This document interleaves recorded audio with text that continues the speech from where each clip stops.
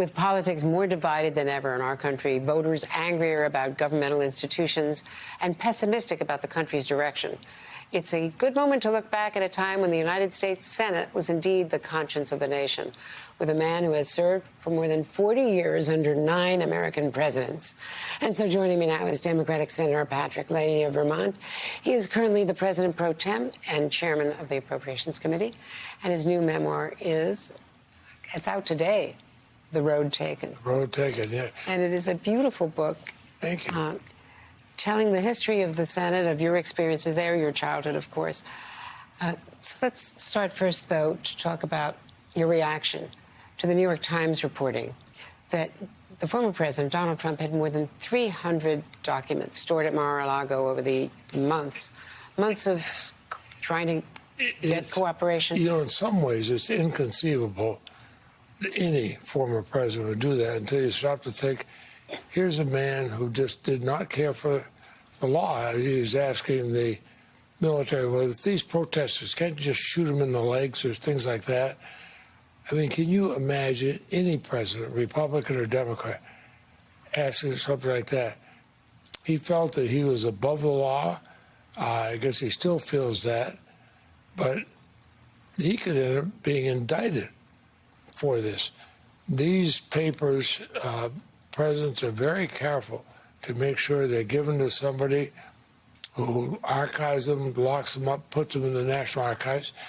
But this is the same man who exposed major intelligence secrets to the foreign minister of Russia while they were recording it. And as a result, they had people from another country where they had to bring their equivalent of the CIA, bring them in from where they were because they were suddenly had a price on their head because the President of the United States had disclosed who they were. But can you understand why he would want to not only bring documents such as this, the most secret documents we have, including in that first batch that were eventually turned over in January? Why would he? What use could he have? The motivation was, unless he thought there were things in there that might have reflected on him. But you know, I've seen him in meetings. Oh, if he's got a briefing of half a dozen pages, he doesn't read them anyway. He might read a page or so and toss it aside. And so I really don't know what motivated him to do it, unless it's just hubris, or arrogance. It makes no sense. And then, when he's asked to turn it back, never turned it back. Had his lawyer say, oh, we checked, it's gone back. Well, I hadn't. Well, you're a former prosecutor, and you were Judiciary Chairman, of course, and oversaw all of these confirmations of Supreme Court justices. You've dealt with the highest possible issues of the law in our country. And we now have so much anger against the FBI that there was the attack in Cincinnati. There's threats against all sorts of former officials, Trump officials. You know, this is spiraling out of control. I fear for the country because what they're saying is if you do anything that disagrees with Trump, there's a target on your back. And there are people who work in government who suddenly feel threatened because they dared raise a question. Donald Trump would go on saying how pro-law enforcement they were until law enforcement came after him for breaking the law. Now they're all evil. It makes no sense. I want to ask you about what the Senate was like in 1974. You were one of the Watergate class reformers who came to Washington. And relationships among the senators that I used to cover in the 80s and 90s in both parties, the friendships that existed. Talk to me about Ted Kennedy. It was so different. I mean, Ted Kennedy, I loved it when we'd meet in his office. You could hear his roar of laughter down the hall. When you get in there, there'd be key Republicans, key Democrats, and they'd be laughing and joking and then agreeing on something. And I've tried to carry on that same feature with my offices. I've because of seniority and being president pro tem, I get some very nice offices. But what I do, I loan them out to people. They got their family there. They want to have a lunch or a dinner or take photographs. But I also try to have both Republicans and Democrats come in and let's just talk. When I first came here, that was done all the time. You mentioned Ted Kennedy. Another was saying Hubert Humphrey and Barry Goldwater, a million miles apart philosophically, sitting on a couch, having a drink, teasing the heck out of each other, but then agreeing on something. And when they did, they came together, it always passed. And those kinds of relationships, do they exist now? No, there's a few, but there's less and less. When I bring a congressional delegation anywhere out of the country, I always try to have both Republicans and Democrats across the political spectrum. I've done that with the work I've done in Vietnam to help normalize. I've done it with the Leahy War Victims Fund. And it's amazing how quickly you find, especially on a long plane trip, you're sitting around talking, you find so many areas where you're in agreement. And I think as much legislation gets initially passed on some of those meetings, but we don't do enough of it.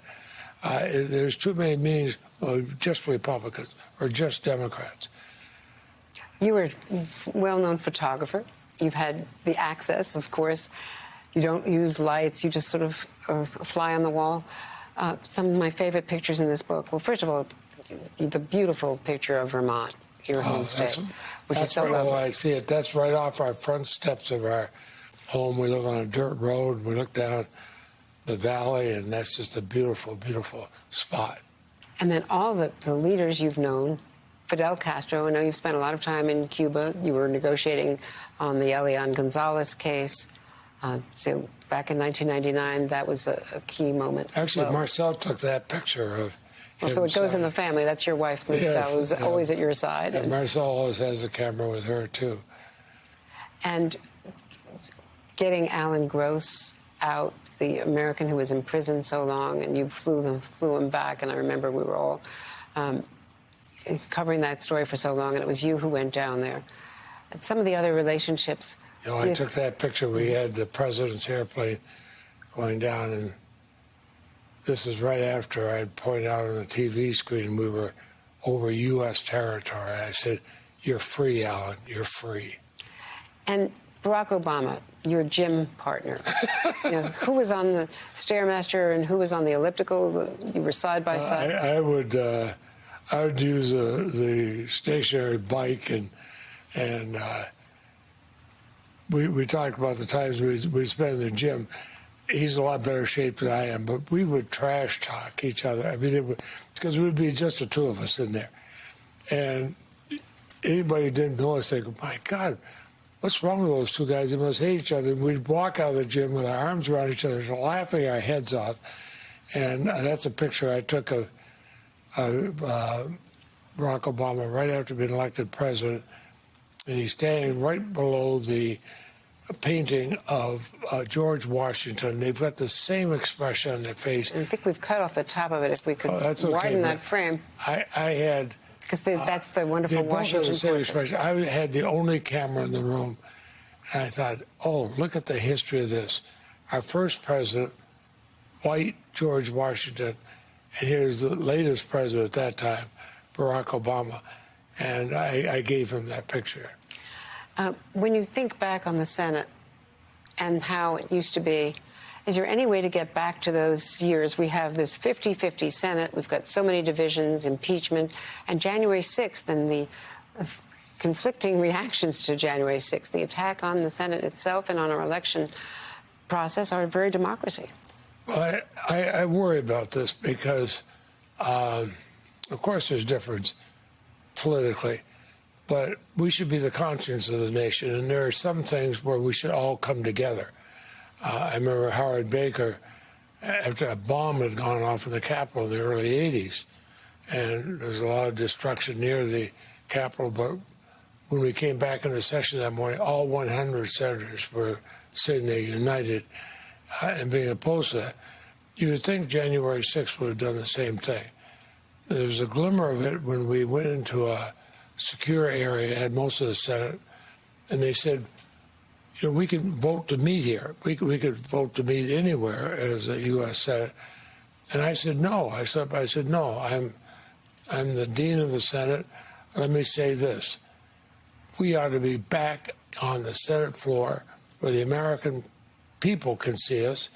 Whatever positions we take, we should do it in the open. And I got strong applause from both Republicans and Democrats. I thought for a moment, well, maybe we're starting to come back to where we should be. Unfortunately, the moment didn't last long enough. Any thoughts about leaving the Senate?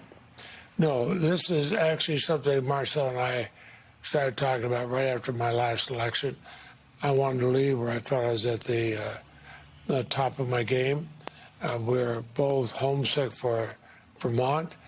And no, it was a good time to leave. I've seen senators who stayed too long. I didn't want to be one of those. Besides, we both like to scuba dive, and we'll have more time to do that now. Well, wishing you all the best. You still